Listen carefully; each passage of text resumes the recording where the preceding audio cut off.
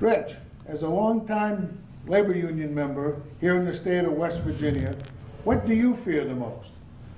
My fear is that if we don't educate the youth, that we're going to lose the labor history and the background of what we've gotten today and where we're heading in the future. Jerry, you've been through your share of labor struggles. What are you concerned about the most? I'm concerned about losing the middle class in the United States, and therefore we wouldn't have a American dream anymore. We wouldn't be able to own a home and 2 cars in each driveway. And Larry, you're a union activist of a long, long time. What are you worried about the most? My greatest fear is that I might live long enough to see my grandchildren endure the same strife that I heard the stories tell of my grandfather. And I guess that would be my greatest fear. Country roads take me home to the place I belong. West Virginia, mountain mama, take me home. Country roads take me home. Why pamper people so down on labor unions? My social studies teacher mentioned what the teachers union is doing to raise teachers' wages in West Virginia, and several kids in our class were talking bad about unions and how to ruin things for everyone. Dad and Mom are active in their unions, so they must not think unions are so bad. Why do unions have such a bad name? Well, Elizabeth, it's like this. Who in your class is bad-mouthing the union? It was Billy Smith and Mike Downey. Well, Elizabeth, do you know what their daddies do for a living? Yeah, Billy's dad runs the lumber company in town, and Mike's father works the bank downtown. Well, you see, Elizabeth, unions usually have bad names with 2 types of people. Those who own a business and working people that just don't know any better. So really, I'm not surprised about these 2 boys talking bad about the union. Billy's dad is a businessman, and he doesn't like unions because he believes that a union will eat into the profits he makes and take from his lumber business, and he won't be able to get all the good things he'd like to have for himself. He'll have to share with his workers. Mr. Downey works for the bank and thinks like a big shot. He has come to think he is a big banker, who he probably wishes he could be someday. Bankers just don't like unions. I'm not sure I understand, Pat. You know, I'm a retired mine worker and a member of the United Mine Workers Union. One of the very important lessons I learned early in the mines was that we workers had to stand together in order to deal with our bosses. They sign our paychecks, which give them a lot of power over our lives. We needed to get organized and face up to the bosses as a single group to take group action in order to make life better and safer for us and our families. We couldn't do it by ourselves, 1 or 2 at a time. Why, that ended up with us just begging the bosses. If we wanted to have any kind of a say in what happened to us at work, we had to have a strong union. This certainly was the case when we wanted to get better pay and some benefits. Better pay meant the workers were cutting into the profits of the mine owners who were really opposed to sharing any of the profits with their workers. It came down to just one simple idea. Workers can't do this by themselves, one at a time. They don't have the power to stand up to the bosses alone. They have to stand together to organize and confront the bosses in numbers. That is how workers get their power in our society, is by standing together and organized in a group through group action. Well, you see, Elizabeth, some terrible things went on in those mines in the early days. Before power equipment came into the mines, coal was dug by hand and pulled out of the mine by mules. Mine owners were more concerned about hurting the mule, which they had to pay for, than hurting the miner. who they could just replace with another man. Men worked under some terrible conditions. It was wet, dark, and cold out in the mine. You had to keep going because the foreman constantly pushed for more production. They forced you to do a lot of dangerous things. Digging coal was unsafe to begin with, and thousands of men died. Some in big disasters like this 362 that were killed in Monongah, West Virginia explosion in 1907, and the 78 that were killed in the number 9 mine explosion in Farmington, West Virginia in 1968. Others died in small numbers, alone, all were 1s and 2s and 3s, and roof falls, floodings, fires, explosions, and equipment accidents. Things began to get better only after the United Mine Workers of America began to bargain for improved safety conditions. The mine owners were forced to stop taking shortcuts and spend some money to make the workplace a safer workplace for all its miners to work. So you see, Elizabeth, workers have had to struggle against their employers to get a fair shake since the beginning of this country. This is why most employers and their people who support them don't like unions. Many workers don't see this because they are conditioned to believe whatever their boss tells them. They are not in the habit of thinking for themselves. They want to believe that the employer will protect him at all times. They think they can do better on their own. They don't understand that when everyone in a group of workers do better, each individual worker in the group automatically does better. The story of how West Virginia workers have had to fight for a better life for themselves and for their families go way back. They must continue to fight to keep what they have gained and continue to improve their standard of living. We start our story about workers and unions in West Virginia at the time when it became a state. By 1860, events in the United States were rapidly leading up to the outbreak of the Civil War. The dispute over slavery was the main issue in people's minds everywhere, north and south. The counties of Western Virginia were no exception. Heated debate took place throughout the region. The mountain country of the North and Western Virginia did not allow large plantations, and so the region did not have a large portion of its population in slavery. However, many citizens in the region, especially in the southern portion, identified with the South and supported slavery. In the North, especially in the industrialized regions along the Ohio and Kanawha rivers and in the northern panhandle, workers felt strongly against the evils of slavery.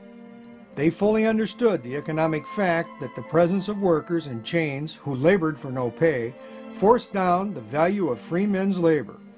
Slavery also limited the number of free men who could find jobs. Opposition to slavery also existed on political and moral grounds. The region was bitterly divided on this issue. Once fighting began in 1861, Northern workers supported the Union and organized vigorously to defend it. Many joined volunteer regiments in the Union Army, while others from the southern parts of the region joined the Confederate cause. Southern sympathizers were unable to prevent the formation of an alternative state government in Wheeling. Confederate armies attempted unsuccessfully to hold on to the region. This alternative government succeeded from Virginia in 1862 and, with the backing of U.S. Congress, formed the new state of West Virginia. The role played by West Virginia workers in preserving the Union and in creating a new state out of Western Virginia counties was crucial. Unfortunately, it is often overlooked in histories of the state. Recently, arrived Irish and German immigrants participated strongly along with the native-born workers in this struggle. The next time the workers from West Virginia made news was through their role in starting what became the first general strike in America. It is also a story of how greedy railroad employers forced it to happen. West Virginia first appears in American labor history during the terrible economic depression of 1875-78. By this time, railroads had been expanding rapidly, especially east of the Mississippi River. Railroads were the key to the industrial expansion following the Civil War. They were the big industrial employers of the day, and they were making huge profits. The work was very dangerous, involved long, hard hours under brutal working conditions with low pay. Railroad workers were badly exploited. The workers had formed the railroad brotherhoods as unions along craft lines to protect them from their employer, but were too weak to stand up against the giant railroads and their political allies. During the Depression or Panic, railroads began to lose profits. They cut wages, laid off workers, and forced the remaining workers to take up the slack and made bad jobs much worse. Claiming a drop in business by the spring of 1877, the Pennsylvania, Baltimore, and Ohio, known as the B&O, and other railroads laid off more workers and cut wages again by 10%. This was too much to take. B&O workers decided to act, and in Martinsburg, West Virginia, they stopped trains and began a strike to restore the pay cuts and to get workers back on the job. The strike spread throughout the eastern U.S., including West Virginia and western PA. Militant action by thousands of railroaders and community supporters erupted in Pittsburgh in response to the brutal repression of strikers by the railroads and the terrible conditions of the economic downturn. This was now a general strike as workers and unions from other industries joined in. It went on for 2 weeks, and dozens of workers were killed by federal troops brought in to quell the strike under the guise of protecting private property. In the end, the strike was lost as the political power of the railroads led to the use of federal troops and courts to break the strike. In spite of their defeat, this was the first mass strike action by workers in the U.S., and it taught employers that workers wouldn't take brutal exploitation without resistance. However, the prevailing ruling class opinion towards protesting workers in those days was literally to shoot them. The media of the day, many clergy, and other public opinion-forming institutions were opposed to workers and unions, challenging big business, who, after all, knew what was best. If it's so hard to form unions, why do people want unions? Well, Elizabeth, the answer to that question is a long one, and I'll have to give you some background. It all starts with the fact of life that working people have to work to earn an income. The income goes to feed their families, put a roof over their heads, clothes on their back, educate their children, and other necessities in life. And if they can afford to, they will want a little bit left over from their expenses so they can take a vacation, they can eat out, or take in a movie, and enjoy some of the good things in life that they're entitled to. 250 to 300 years ago, men with money got the idea that they could make more money if they built mills, factories, and mines and hired common people to work them, digging salt, coal, and minerals, and making textiles, clothing, and shoes, and other things that people needed. The people originally lived in towns in the country, but were forced into the new cities. Workers had no choice but to take whatever jobs they could get into these early factories in order to get paid so they could live and feed their families. These early factory owners, who were called capitalists, paid the workers as little as they could so the profits from their businesses would be as great as possible. Most workers barely earned enough to survive. They lived in slums and faced a life of poverty, while the capitalists and their families enjoyed lives of luxury. To earn enough for the family to exist, fathers, mothers, and children ended up working 12-hour days or more in factories, mills, and mines. These early workplaces were cold in the winter, hot in the summer, and very dangerous. Workers were regularly hurt on the job or killed in accidents or become sick from exposure to dust, chemicals, or bad conditions. And remember, the government back then had no role in regulating how business behaved like it does today. Employers were free to treat their workers as they saw fit. If a worker didn't like it, He or she could go elsewhere and try their luck at finding another job. If a worker wanted to be paid more, to earn a higher wage, he or she had little choice. They were locked into their stations in life or their class. No one dared to ask the boss for higher pay because they could be fired and be without a job. No job meant no income, which meant disaster for the family. Faced with greed and the power of their employers, some of the earlier workers started getting together and organized labor unions. The power of all the workers together was able to counter the power of the employer. This was hard to do because owners bitterly opposed the unions and did everything they could to destroy them. Workers who tried to organize were routinely fired, blacklisted, beaten, and some were even killed. Workers had no legal protection. In fact, the capitalists used their tremendous political influence to convince courts to stop unions. Local courts declared strikes and unions to be illegal conspiracies. Judges ordered union leaders and strikers to jail, imposed severe fines, and passed injunctions against strikes. But when they were successful, workers through their unions were able to force their employers to pay them more, reduce the long hours of work, make their workplace safer, and to have a say in their work lives. The main weapon of unions was the strike. If owners refused to increase pay or agree to other demands, the workers refused to work and go on strike. Without workers, the owners couldn't produce goods, and without product, they couldn't sell to customers and eventually lost money. When they lost enough, they would compromise and work out an agreement with the union to end the strike.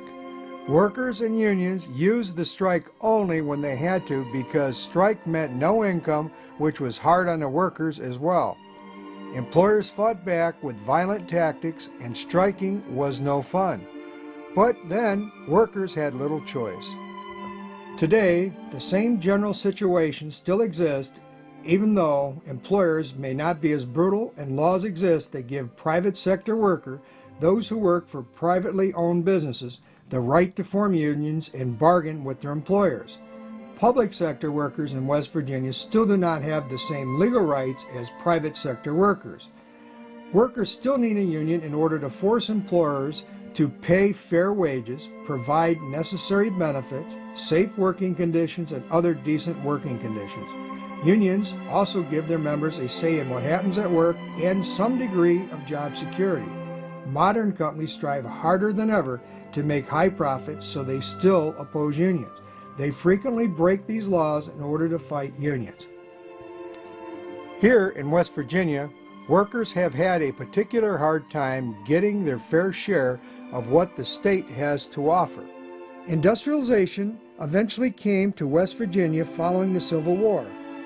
It is a story of expansion of the railroads, steel, manufacturing, and related industries, and increased importance of coal, gas, and oil from West Virginia.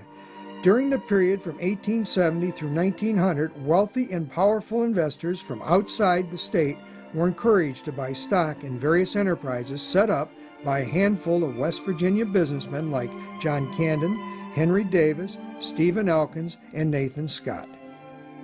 Much of the ownership of West Virginia resources was acquired by outsiders like J.P. Morgan, John D. Rockefeller, Andrew Mellon, Cornelius Vanderbilt, and other powerful and wealthy men.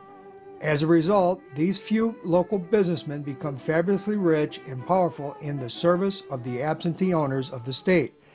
By 1900, the state had become a source of wealth and power for a tiny industrial elite operating within its borders and for the wealthy and powerful owners at the national level. As John Alexander Williams argues in his popular book, West Virginia and the Captains of Industry, West Virginia developed into essentially a colonial political economy. These special forms of today's political system developed at this time. It gives a special status to the interest of business over those of plain citizens and adapts the state's political system along with its fuel and raw materials to use of these few owners of coal, lumber, gas, and oil companies. Left on the sideline were the state workers, farmers, and small businessmen and their families. This explains on how a state like West Virginia, which is so rich in natural resources like coal, gas, oil, and timber, can, at the same time, be so poor. Workers didn't stay beaten down very long. By 1900, workers had begun to struggle for justice and dignity by organizing labor unions throughout West Virginia. This began in earnest in the coal fields. The efforts of coal miners and their unions, the United Mine Workers of America, were critical in the struggle to establish fairness and justice for workers in the state during this period.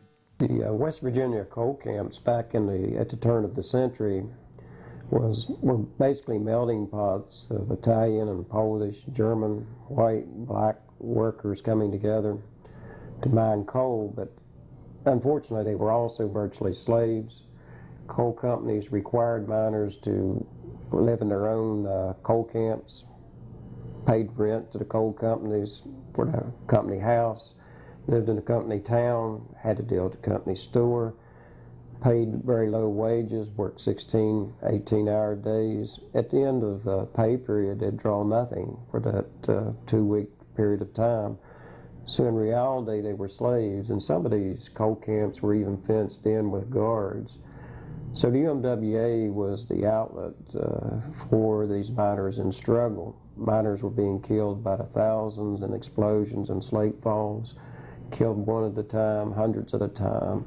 So these workers were looking to the union to protect their health and safety, to raise their standard of living, get them out of these company houses and these company towns. It was basically not only an effort to make life better at the mines, but to improve their social lot also. The UMWA has been a wonderful force for that for many, many years. But it was those early miners who took that first bold step to allow that to happen. However, as new equipment for digging coal was introduced in the mines, the number of miners needed was drastically reduced. Mechanization caused the layoff of thousands of miners. The United Mine Workers of America knew it couldn't stop progress, so it used its bargaining power to negotiate a commitment from the coal operators to provide benefits for laid-off miners as well as for disabled miners, retirees, and widows. Unions in West Virginia improved the lives of minority workers as well as white workers. This was part of the strength of industrial unions. They appealed to all types of workers within an industry to create solidarity and generate the most bargaining power. In the past, employers often played off one group of workers against others to keep workforce divided and vulnerable. As history goes in the state of West Virginia, I've noticed that, if you go back into the 1880s, 1890s, early 1900s, and I'm originally from McDowell County, we watched the population of blacks go from roughly 1% all the way up to, say, 30% during that time period. So therefore, I think, and they came to work in the coal mines. The United Mine Workers was organizing at that time, and it was very important for blacks in that case to be able to be not cheated by the cribbing, to have safe working conditions, to get equal wages for equal pay, or for equal work. And I think that as far as labor unions are concerned, and as far as blacks are concerned, that allowed for them to be much, much more taken seriously as workers and to work with their family. Mike, along with the history of workers developing economic power in their state, it's been a struggle for them to also develop political power. Can you talk to us about that? Yeah, I think it goes way back when so few people in West Virginia had all the power, and at one point in time it was mostly coal operators, and workers soon realized that if they was going to make any gains, not only in safety on the job, but politically in West Virginia, they had to start electing some folks or show that they had the power to elect some folks to the West Virginia legislature and even to the governor's mansion. And the only way they could do that was by organizing. And organizing the membership of the UMWA, the steelworkers, and what have you, and educating those members about how important it was to vote. So when those days began, then you had candidates coming more in line with the workers that would court the workers, because now we were a more educated workforce, and we were encouraging not only our co-workers but our families as well to get out and vote and try to make a difference at the workplace. And then I think that's where it all began. But to take it one step further, we started trying to encourage our own members to run for office. And I think that's the key. I think, nobody knows our issues better than our own members. I think that we need to look at races throughout the state of West Virginia on a continuous basis and make sure we try to re-elect those folks that are friendly to our needs.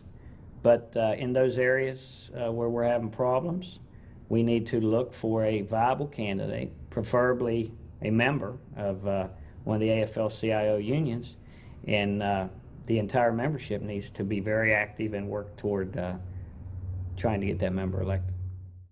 Workers in other industries began to organize, and other unions appeared outside the coal fields. In the 30s, workers in America were very discriminated against by management. You used to show up at the plant gate and the supervisor would pick you to go to work today and tell the rest of the people to go home. And this was creating an atmosphere that was not good for workers. In the early 40s, the United Mine Workers of America sent some people over to help form the SWOC, which was the Steelworkers Organizing Committee. And as they organized the various steel plants, it made a major difference in how employees were treated. It gave them an opportunity to join together as one, both for wages and benefits in the later years, and it made a dramatic difference in how workers are treated by management, especially in steel. Well, back in the 1920s and 1930s and 40s, it was hard to find work down around Parkersburg, Huntington, West Virginia, down in that area. And in those days, there was a lot of entire families that migrated to the northern panhandle of West Virginia to find work. And back in those days, there was hundreds of potteries that were working hard, and there was a lot of jobs up in the northern panhandle, up in the northern panhandle of West Virginia and over into Ohio. So they went up there to make hoops. And these hoops were made and to fit around these barrels that they packed the pottery ware into. And that's how we got the name of Hoopies. And I am a Hoopie. My father was born in Parkersburg, West Virginia. My grandmother was born in Elizabeth, West Virginia, and my grandfather was born there. My mother was born in Huntington, and their entire families migrated to the northern panhandle, and this is how we got that name. Time and again, the ability of West Virginia workers to make some improvements in their jobs, wages, and lives rested with labor unions. This was the only democratic opportunity available to working class people. This led to the necessity of union leaders and members becoming involved in political action in order to counter the political power of their employers at the local and state level. In Wheeling, for example, unionized workers founded the Ohio Valley Labor and Trades Council, which is the oldest continuously operated central labor body in the U.S. During the Great Depression, the economy got very bad. A quarter of the men were out of work, wages and incomes nationwide fell by 50%, hunger and poverty became widespread. The nation was on the verge of falling apart. Workers in West Virginia and their families were on the verge of starvation. In 1932, I was in Morgantown, West Virginia, and my father was out of a job, and he lost his home, as a lot of people did at that time. And he took a job selling groceries, and he took me with him, and we would go to the company stores of the coal mine, particularly in Scott Run. And Scott's Run was where Eleanor Roosevelt came down and saw the plight of the people. I used to get out and play with the kids. The very few of them had shoes. It just was a horrible time. And out of that, of course, came Arthurdale, and some of the miners went. They built this village for the miners. It had a community hall and everything, and that brought hope to that area. There also was a time that the miners were going to march on Morgantown, demanding food. It was that bad. I can remember if you had an orange for your lunch at school, they didn't have any hot lunch programs at that time, there were people around that would be glad to have the peelings. It was that tough of a situation. Later on, my father got a job in a factory, and we moved to Clarksburg. And about that time, that was about 37, 38, somewhere thereabouts, the CIO started organizing the plant workers. Now, most of the glass plants in that area had craft unions, but they were small unions, and they would not extend their jurisdiction, but they helped the CIO to organize, and it was rough. There were several strikes, and I can remember one of my memories is standing around a steel barrel with the fire coming out to keep the folks warm in the winter time. And it was very, very difficult. It didn't come easy, but the working community pulled together, and all the glass plants in Clarksburg organized on an overall basis, industrial basis. And out of that came strength in that community, because when you added up all the glass workers, I think there were about 5,000, and that was a majority of the workforce in that area. The lesson from our history is very clear. Life for workers in West Virginia got better and after strong industrial unions arrived in our state.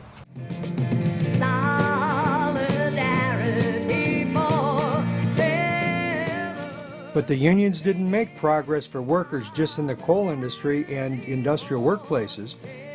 The big conclusion at this point is clear. In West Virginia and across the nation, unions made it possible for a majority of the working class households to improve their lives after the Second World War. It can truly be said that organized labor built the American middle class. How did you see the union have an impact on work, on construction work back then? The union had a big impact on the type of work that we did. We had generally all of our people were working. I worked for a company here in Clarksburg, and very seldom we got any laid off time. But the thing with sheet metal work is there's never a dull moment in sheet metal work. There's always something new to do, or you always have a challenge. And that, to my way of thinking, has a lot to do with how the journeymen are trained. Did the union have an impact on safety? Oh yes, yes indeed. The union did have a big impact on safety. I recall when I was business agent, there was a building being built in Morgantown, and we had to, the unions, all of the unions, got together and got it straightened up. We had holes in the floor, pipes sticking up, ice on the floor, and nothing around the outside perimeter of the building to fill a fill or something to going out. We got that changed, and in a lot of cases it had to be not just the sheet metal workers, it had to be all the trades get together to do this. For over 60 years, the Communications Workers of America has been representing primarily telephone workers, but certainly that has changed over the years to represent workers in different sectors of our society. And initially, the telephone operator was the traditional employee that started within the Bell system and AT&T. And over the years, we've been able, through collective bargaining, to make changes for improved working conditions, for better pay and benefits. And this not only for telephone operators, but for workers in general.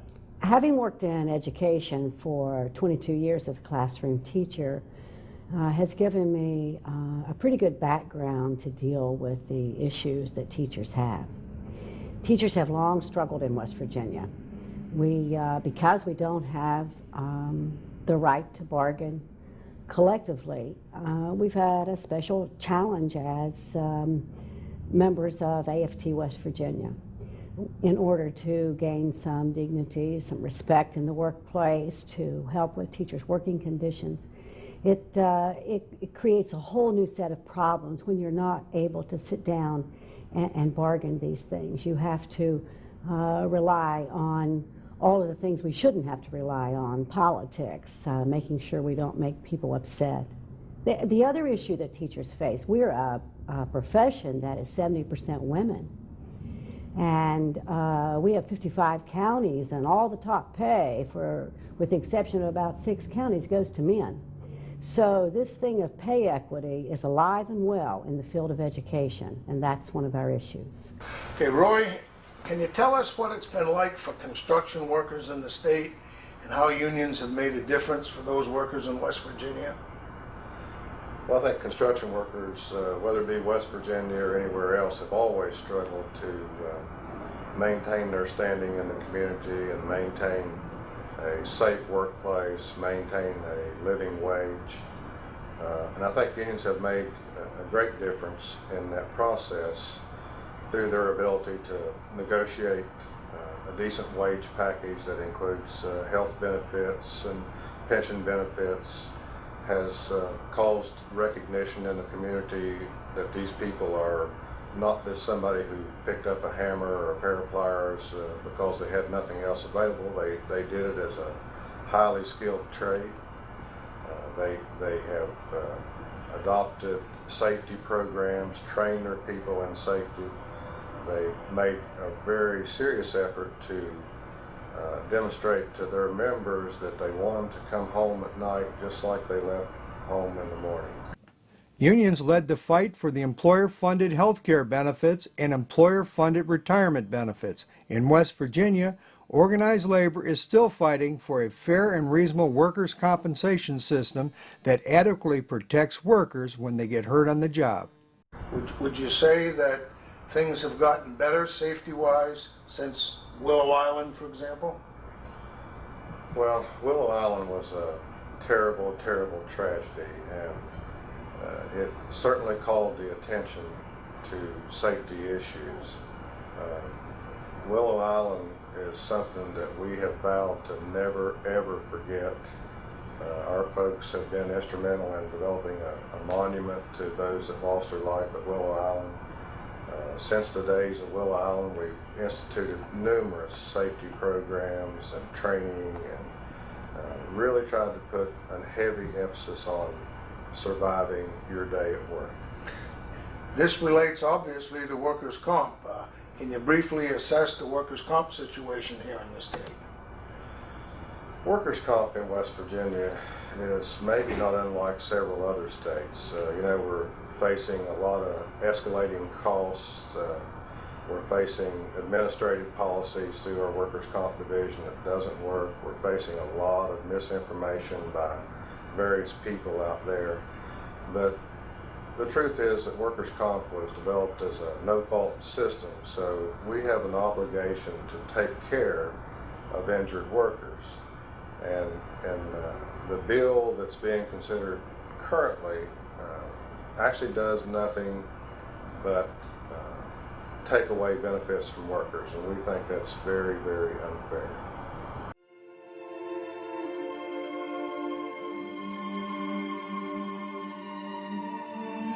After about 1970, things began to change for the worse for workers in West Virginia. Good-paying union jobs in manufacturing and mining began to disappear as deindustrialization hit the state. Quality, good-producing jobs were replaced over time with service-providing jobs, most of which were low-paying with little or no benefits. Unions lost members and unionized workplaces shut down, went out of business, or reopened as non-union. Workers were forced to take non-union jobs as a result. This caused workers' incomes in West Virginia to fall considerably compared to the national average and to the median income in the surrounding states. South Charleston, West Virginia was once known as the chemical center of the world. And in the 70s, we started seeing investments being made in other countries and not making capital investments in chemical facilities in West Virginia. As a result, we started seeing plants that were not maintained properly, and with that came the demise of the chemical industry. At one point in the Kanawha Valley alone, we had roughly 20,000 folks involved in the production of chemicals, and today we're down to where we have less than 3,000. And with that, we've seen local and state economies go. We've seen the school system starting to fail. We've seen the ability to maintain our roads. We've seen every fiber of West Virginia going with it once the chemical industry decided to leave West Virginia. Cheryl, presently you're a single mom, is that correct? That's correct. How many children do you have? I have 3. How old are they? 10, 12, and 14. 10, 12, and 14, so that's a house full. Oh yes, it is. Let me ask you a kind of a pointed question. A good non-union wage, typical for women, would probably be $10 an hour. Annually, that's like $20,000 a year gross. Would you be able to raise yourself and the 3 kids on that type of an income? I don't believe that would get me through 6 months. Union wage-wise, you typically double that, is that correct? Oh yes, oh yes. How would you describe the effect of the union then on a person in your situation's ability to raise a family? Well, me being the sole support of these 3 children, I get nothing from their father. I would say that without the union wage, we would be getting assistance, because every day it's a different expense for one of them.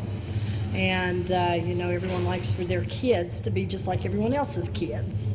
And they don't want that stigma put on their child that they don't have as much as the next one, or don't have as nice as the next one, or they missed a meal or something. And mine don't have to do that because I do make good money through the unions. How about the effect of health care benefits that union contracts provide? Well, I have one child which has been diagnosed with ADHD, which is monthly medication for both home and at school, plus doctor's visits, periodic blood tests and things, and it would just be astronomical if I didn't have the health benefits that I have. Again, provided for you by your union Yes, contract? yes. The struggles that face me today are having a permanent job, to be able to make a good living to support my family, having good health care, being able to provide for my family, you know, when they're sick or ill, say broken bones. The other things that face are being able to save for pension, have retirement for when I get older to retire. I'll have something to live on. I don't have any job security. You know, if you don't have a permanent job, you don't have job security. It'll be difficult for me to own a home due to the fact of not being able to have a strong job, to be able to provide and be able to make the payment monthly. And finally, you know, to educate my children, it'll be hard for me to send my children to school without having a good job to be able to pay for it and be able to afford the loans to pay for the loans to send my kids to school. A critical problem facing workers and their family in West Virginia and elsewhere is the excessive cost of health care and health care insurance. As the bubble continues to burst in the present day, the health care is a major factor in the negotiations of all of our contracts to keep continued coverage for the employees, and even a bigger issue now is for the retirees. So it's a continuing struggle on the fight to keep our health care and benefits intact. We've had to start paying premiums on it, and it's been a struggle. So. Let me tell you about the bubble busting in Ravenswood, West Virginia, a small river town where the United Steelworkers of America Local 5668 and Ravenswood Aluminum's contract had expired. The company locked the union workers off the job and would not let us in, and had scabs hard to come in and replace us just because of corporate greed. Mark Rich, a fugitive from the United States, owned the company and wanted to do away with our pensions and our health care plan, so he hired scabs to come in and replace us. We had to fight very hard through the government and through other unions in order to get our jobs back. The 1,701 steel workers and their families went without a paycheck for 20 months. Could you tell us how you would describe the situation of organized labor in West Virginia these days? I think without a doubt West Virginia labor is at a crossroads. For years and years we've been able to make a difference in the state, and I think we still are. But our opportunities are less and less, I believe, because there are, can I say there's few of us? Yes, there are. But the membership itself, we are looking at a different type of membership, maybe a more higher educated membership, and a membership that is not listening as much maybe to us. That's a perception I have of it, because we continually try to talk to them. But our economy is changing. Where we used to have the big industrial plants, where we had the big coal mines, those facilities now are less and less. You've got the steel mills that have shut down. You've got glass plants that have shut down, which the huge memberships are changing. So now we're looking at smaller locals, maybe less effective locals to a degree, because it all depends on what the leadership does. If the leadership doesn't educate these smaller locals and to carry that message out there, we've got a problem. But I think we have opportunities. I think the opportunity is just phenomenal in this state to make a change. But it goes back to the leadership. Rich, do you think we've achieved economic justice in this nation today? I can tell you unequivocally, Larry, the answer to that is no. Wages are stagnated for Americans. There's 44 million Americans that don't have health care. There are fewer and fewer people right now who have pensions and job security in the long term. You have 3 Americans looking for work for every new job that's created. You have people like my mother, the widow of a mine worker who spent 44 years in a coal mine, who pays more in federal taxes than the 50-some% of the American corporations. The answer is no, we have a long way to go. And I think the bottom line to that question is 16.2% of the children in the United States live in poverty this year. That means that we have nowhere near achieved economic justice in this country. Do you think unions still have a role to play regarding economic justice? Well, I think unions have a bigger role to play than they've had in the last 50 or 60 years. We're at another crossroads in this country where the directional signs don't say left or right, but they say up or down. We're going to determine in the global economy what kind of nation we have and how it rewards people. It'll reward workers and working families if unions have a greater role, so that we can extract more, so we can force better trade rules, so we can force a more fair tax code, so we can have better wages and better benefits and a secure retirement for everybody. Only with a strong union movement is that possible, particularly in a global economy. What do you see as the connection between America's trade policy and a decent future for our children? Well, the old trade rules represented by NAFTA are a miserable failure.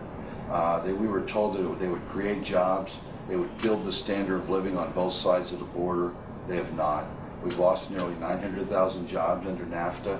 The standard of living for the Mexican worker has deteriorated. We also see that unions lose in a different way, or workers lose in a different way.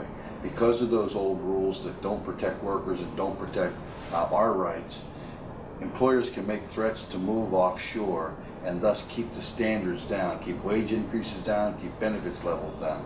Now they're trying to do FTAA, which would be NAFTA times 10. If they do that, it would be devastating to our nation. Our country, the manufacturing sector of our country, is in crisis. The FTAA will exacerbate that. It'll take millions of jobs out of this country and rob us of a future. Right now, There are 3 unemployed workers for every job being created. That's no future for our children. We can do, we must do better, but we'll only do better if the union movement is strong and vibrant. What do you think is labor's role in that future for states like West Virginia? Well, I think out-of-state interest, to look at West Virginia as sort of a colony, we have to speak up for them. We have to make sure that they become givers and not just takers. Givers in the sense that they strengthen the educational process, that they give us job security, that they give us decent jobs that don't pay minimum wage, but pay a living wage, that every West Virginian gets health care, every West Virginian, after working hard, gets a secure retirement, Social Security that's safe, Medicare, health care that's safe, retirement that's safe, and we force them to give back and not just take from states that we call home. Thanks, Pep. Now I understand it better. Unions are really important to the way we live. It's too bad that Billy and Mike and the other kids don't see the good that unions do. Well, that's where you come in, Elizabeth. It will be very important for young people like you to inform your friends and others about the real facts. Now, how you do it will be a challenge, but I'm sure you will figure out a way. The future depends on you and other kids like you who will be going into the workforce real soon. It's a challenge that workers in West Virginia has faced all these past years. If you really want a good life for yourself and for your families, you will have to fight for it. And just like workers everywhere, you will need to join and build a strong democratic union to do just that. Almost heaven, West Virginia, Blue Ridge Mountain, Shenandoah River. Life is old, older than the trees, younger than the mountains, blowing like a breeze. Country roads take me home to the place I belong. West Virginia, mountain mama, take me home. Country road, all my memories gather round her. Miner's lady, stranger to the water. Dark and dusty, painted on the sky. Misty taste of moonshine, teardrop in my eye. Country road, take me home to the place I belong. West Virginia, mountain mama, take me home. Country road, hear a voice in the morning hour she calls. The radio reminds me of my home far away. Driving down the road, I get a feeling that I should have been home yesterday. Yesterday, country road, take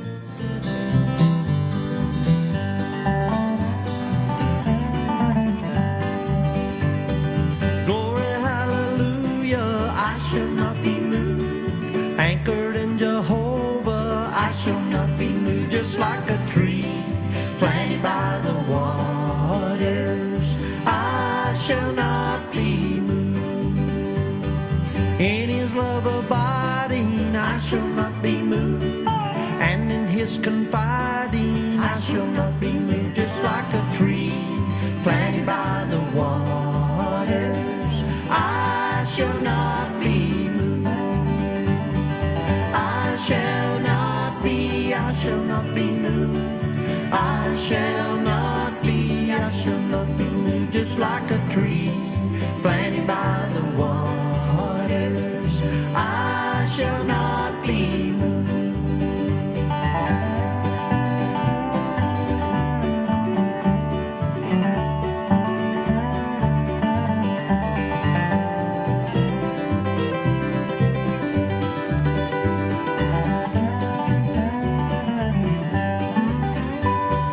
Though all hell assail me, I shall not be moved. Jesus will not fail me. I shall not be moved, just like a tree planted by the waters. I shall not be moved. Though the tempest rages, I shall not be moved. On the rock of ages, I shall not be moved, just like a tree planted by the waters. I shall not be moved. I shall not be, I shall not be moved. I shall not be, I shall not be moved, just like a tree